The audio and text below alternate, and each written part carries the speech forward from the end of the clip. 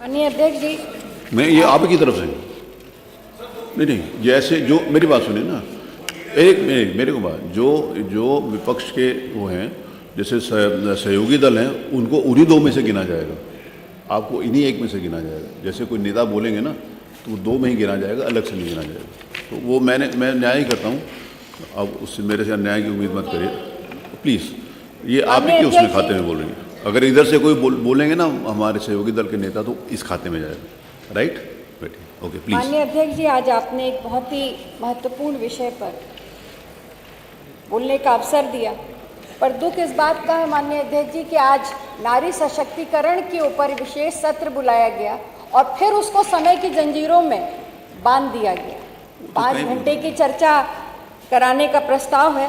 बहरहाल मैं अपनी बात को प्रयास करूंगी और सभी सदस्यों से का सहयोग भी मांगूंगी कि कम समय में भी हम अपनी बात को रख सकें, अपनी भावनाओं को रख सकें। माननीय अध्यक्ष जी, आज ये सदन में मैं अपनी आधी आबादी की आवाज़ को लेकर के खड़ी हुई हूँ। शुरुआत इतिहास से करूँगी क्योंकि इतिहास ही सबसे बड़ा गवाह होता है सच्चाई का। बहुत से आरोप लगातार सुनते आ रहे हैं, क्या किया कांग्रेस पार्टी ने, ये नहीं किया, ये करना चाहिए था, पर मैं कुछ तथ्य सामने रखूंगी। मैं बात करूंगी आज़ादी के पहले की। साल 1928 में पंडित मोतीलाल नेहरू जी ने एक रिपोर्ट तैयार की थी और जो उन्होंने कांग्रेस कार्य समिति को सौंपी थी, और उस रिपोर्ट में उन्होंने महिलाओं को पुरुष के बराबर नागरिक अधिकार और सार्वभौमिक मताधिकार देने की बात कही। उसके बाद फिर 1931 में कराची अधिवेशन में सरदार पटेल जी की अध्यक्षता में ये सिद्धांत भारत की रणनीति की आत्मा बना और उसी का परिणाम था कि जैसे ही भारत आज़ाद हुआ, पहले दिन से ही महिलाओं को मत अधिकार का अधिकार दिया गया, जबकि अमेरिका और कई ऐसे विकसित देश जहां 150 साल भी महिलाओं को इस अधिकार के लिए संघर्ष करना पड़ा। ये हमारे संविधान को मजबूत करने की सबसे बड़ी नींव थी और महिला सशक्तिकरण की सबसे बड़ी पूंजी थी। उसके बाद राजीव गांधी जी की सरकार जब आई तो 1961वां संविधान संशोधन अधिनियम लाया।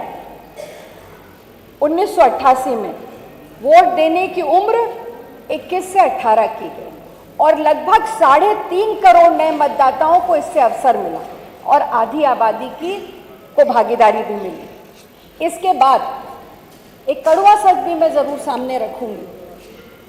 64वां और 65वां संविधान संशोधन राजीव गांधी जी लेकर आए, जिसमें 33% आरक्षण महिलाओं को पंचायत में देने की बात थी, पर वो संशोधन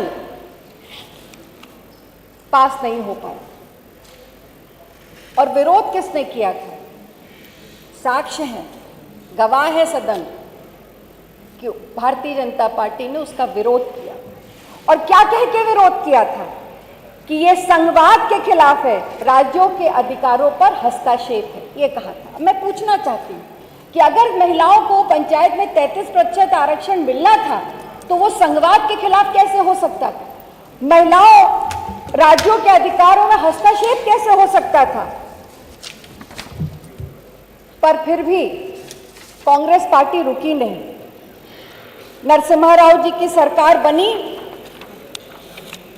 1992-93 में और 74वां संशोधन अधिनियम हम लाए, जिसके तहत पहली बार पंचायतों में और नगर निकायों में 33% आरक्षण महिलाओं को मिल पाया। और आज नतीजा है कि 40 लाख जनप्रतिनिधियों में लगभग 15 लाख महिलाएं। उसके बाद मनमोहन सिंह जी की सरकार 2008 में आदरणीय सोनिया गांधी जी की पहल पर 108वां संविधान संशोधन, जिसमें संसद में और विधानसभाओं में महिलाओं को 33% आरक्षण देने की बात कही। नतीजा क्या हुआ? आम सहमति नहीं मिल पाई। और राज्यसभा में पास होने के बाद भी वो बिल को स्वीकृति नहीं मिली। और मैं इसके साथ साथ, अभी हमारे साथी ने बहुत सी बातें कही, पर ये बताना भूल गए कि महिला सशक्तिकरण के लिए कांग्रेस ने सबसे ज्यादा कानून बनाए, चाहे वो हिंदू कोड बिल हो, दहेज निषेध अधिनियम 1961 हो, मातृत्व लाभ अधिनियम 1961 हो, समान वेतन अधिनियम 1976 हो, राष्ट्रीय महिला आयोग की स्थापना अधिनियम 1990 हो, 73वां 74वां संविधान संशोधन, घरेलू हिंसा से महिलाओं का संरक्षण अधिनियम, हिंदू उत्तराधिकार अधिनियम 2005, कार्यस्थल पर महिलाओं का यौन उत्पीड़न, अपराध उन्मूलन संशोधन अधिनियम, निर्भया एक्ट, ये कांग्रेस लेकर के आई। और सिर्फ कानून नहीं बनाया, ये महिलाओं को बराबरी और सुरक्षा देने का रोड मैप था। और केवल हमने कानून नहीं बनाए, हमने वादे नहीं किए, हमने महिलाओं को नेतृत्व भी दिया। पहली महिला अध्यक्ष कांग्रेस की, आजाद भारत की, सरोजनी नायडू जी बनी। और अगर हम उसके पहले का इतिहास उठा ले, मैं एनी बेसेंट से शुरुआत करूं, सरोजनी नायडू जी, नेली सेन गुप्ता जी, इंदिरा गांधी जी, सोनिया गांधी जी, एक नहीं, हमने 5 महिला अध्यक्ष बनाए हैं, उनके नेतृत्व में काम किया और हमें गर्व है। मैं पूछना चाहती हूं, वहां कौन सा आरक्षण, आपको कौन से संशोधन की आवश्यकता है? क्यों नहीं भारतीय जनता पार्टी अपने इतिहास भी गवाह है, वर्तमान में पूछ लीजिए, क्या एक भी महिला राष्ट्रीय अध्यक्ष आपने बनाया है? नहीं बनाया। पहली महिला प्रधानमंत्री इस देश को कांग्रेस पार्टी ने दी, इंदिरा गांधी। और वो इंदिरा गांधी जो ना अमेरिका के सामने झुकी और ना पाकिस्तान के सामने झुकी। अरे प्रधानमंत्री तो इतिहास बनाते हैं, इंदिरा गांधी ने इस दुनिया का भूगोल बदल दिया था बांग्लादेश बना करके, पर किसी के सामने सरेंडर नहीं हुई थी। पहली महिला मुख्यमंत्री, जिस सदन में आज हम बैठे हैं, इस सदन में पहली महिला मुख्यमंत्री सुचेता कृपलानी के रूप में कांग्रेस पार्टी ने दी। पहली महिला राष्ट्रपति प्रतिभा पाटिल के रूप में इस देश को कांग्रेस पार्टी ने दी। पहली महिला लोकसभा अध्यक्ष मीरा कुमार कांग्रेस पार्टी ने दी थी। पहली महिला न्यायाधीश फातिमा बीबी भी कांग्रेस पार्टी के रिजीम में आई। और यही नहीं, हमने तो 2022 के चुनाव में 33% नहीं, 40% महिलाओं को उत्तर प्रदेश में कांग्रेस विधानसभा में कांग्रेस ने टिकट दिया था। हमने किसी का इंतजार नहीं किया। आज चर्चा हो रही थी, एक भ्रम फैलाने की बात कि नारी वंदन अधिनियम संशोधन अधिनियम 2023 में विपक्ष ने विरोध किया, कांग्रेस ने विरोध किया, सपा ने विरोध किया। मैं पूछना चाहती हूं कि आखिर ये झूठ क्यों? क्या सदन की कार्यवाही इस बात की गवाह नहीं है कि 2023 में जब ये बिल आया था तो आपको 2/3 की आवश्यकता थी, सरकार आपकी थी, पर उस 2/3 में कांग्रेस, समाजवादी पार्टी और सारे विपक्ष ने आपका समर्थन किया था और नारी अधिनियम वंदन बिल को पास कराया था और राज्यसभा में सर्वसहमति से पास हुआ। महोदय, अधिष्ठाता महोदय, बिल बनाने से नहीं, बिल को लागू करने की नीयत भी होनी चाहिए। अगर आपकी नीयत होती तो 2023 में जो बिल अधिनियम बन चुका था, जिसको महामहिम राष्ट्रपति की स्वीकृति मिल चुकी थी, उसको आपने नोटिफाई तक नहीं किया।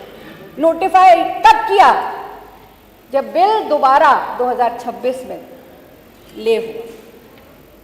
किसने रोका था आपको? यही तो मांग थी विपक्ष की, यही मांग थी कांग्रेस की। हम यही तो कह रहे थे कि आप 2023 में जो बिल आपने पास कराया, उसको वैसे ही वर्तमान परिस्थिति में 545 की संसद में उसको लागू कीजिए। यही मांग हमारी कल भी थी। बता दीजिए कि बिना परिसीमन के कैसे लागू हो सकता है, बता दीजिए, हम स्वागत करेंगे। अरे बता तो दीजिए। धन्यवाद धन्यवाद। ये भ्रम फैला है भारतीय जनता पार्टी। धन्यवाद। ये कहाँ लिखा है? ये कहीं नहीं लिखा है कि परिसीमन की आवश्यकता है। 33% आरक्षण जब कांग्रेस पार्टी ने दिया था तब कोई परिसीमन नहीं हुआ था। ये धन्यवाद, आपका समय खत्म हो रहा है। आवश्यकता नहीं है माननीय अध्यक्ष अधिष्ठाता महोदय, ये आवश्यकता नहीं है। अगर आपकी नियत है तो तत्काल इस बिल को लागू करिए वर्तमान स्थिति में। धन्यवाद धन्यवाद। और मैं नियम 110 में मैं ये प्रस्ताव रखती हूँ कि अगर जरा भी नैतिकता बची है सरकार की तो पूरा सदन आज खड़ा है, इधर बैठी महिलाएं हो या उधर बैठी महिलाएं हो, हर महिला सदस्य के लिए मैं एक मांग करती हूं कि सदन पारित करे उत्तर प्रदेश की विधानसभा से केंद्र सरकार को कि वर्तमान मौजूदा परिस्थिति में ये बिल इसी तरह से पास हो और आरक्षण मिले, ताकि आने वाले 2027 के चुनाव में और 2029 में महिलाओं को प्रतिनिधित्व मिल सके। ये मेरा प्रस्ताव है, मैंने नोटिस भी दी है माननीय जी। अंत में धन्यवाद। मैं खत्म करना जा रही हूँ। माननीय मुख्यमंत्री जी बैठे हैं, मुस्कुरा भी रहे हैं। दो बातें कहूंगी माननीय मुख्यमंत्री जी। आज आपने जरूर कहा कि कांग्रेस पार्टी ने बहुत से ऐसी चीजें की जिससे महिलाओं के को कमजोर किया गया। मैं सिर्फ एक ही बात कहूंगी, कांग्रेस पार्टी ने उस वक्त महिलाओं के सशक्तिकरण और पेंशन की बात की थी जब इस देश की इकोनॉमी 50,000 करोड़ से भी कम थी, तब भी हमने पेंशन दी थी। आज तो आप दुनिया की सबसे बड़ी अर्थव्यवस्था की बात कर रहे हैं, तीसरी सबसे बड़ी अर्थव्यवस्था की बात कर रहे हैं, और दूसरी बात अपराध की बात करते हैं। मैं किसी को भी अक्षम्य है अपराध जो एक महिला के खिलाफ होता है। एक महिला होने के नाते, एक बेटी होने के नाते, एक माँ होने के नाते मैं कहती हूँ अक्षम्य है, चाहे वो कोई भी अपराध करे। पर क्या उन्नाव की पीड़िता को सम्मान मिल सका? क्या लखीमपुर की पीड़िता को सम्मान मिल सका? क्या हाथरस की पीड़िता को सम्मान मिल सका? धन्यवाद मोना जी, आपका काफी समय हो गया, फिनिश कर लीजिए। सम्मान मिल सका? धन्यवाद। आज मैं सिर्फ इतना कहूंगी, बेटी किसी की भी हो, उसका चीरहरण सदन में नहीं होना चाहिए। आज रेप जैसे शब्दों का इस्तेमाल इस गौरवमयी सदन में होता है। तिरस्कृत कोई पुरुष नहीं होता, लज्जित महिला होती है। इसलिए मैं आपसे यही मांग करूंगी जी, कि धन्यवाद। आज महिला को अगर सशक्त करना है तो ये सदन सर्वसहमति से इस बिल को, इस प्रस्ताव को केंद्र को भेजे कि तत्काल। धन्यवाद आराधना जी, आपका समय हो गया। आरक्षण माननीय मनोज पांडे जी। अंत में एक बात कह करके मैं एक सेकंड लूंगी, एक सेकंड लेके अपनी बात को खत्म करूंगी माननीय अध्यक्ष जी। दो पंक्तियां हैं और जरूर कहूंगी, और यहाँ बैठे सदन के सभी महिलाओं से कहूंगी, आपसे भी कहूंगी अधिष्ठाता महोदय, सुनो द्रौपदी अस्त्र उठा लो, अब गोविंद ना आई। ये लड़ाई किसी दल की नहीं है, ये लड़ाई हम महिलाओं की है और इसको हमें मिल करके लड़ना है। और कांग्रेस पार्टी और पूरा इंडिया गठबंधन इसके साथ है। बहुत थैंक यू धन्यवाद। माननीय मनोज पांडे जी।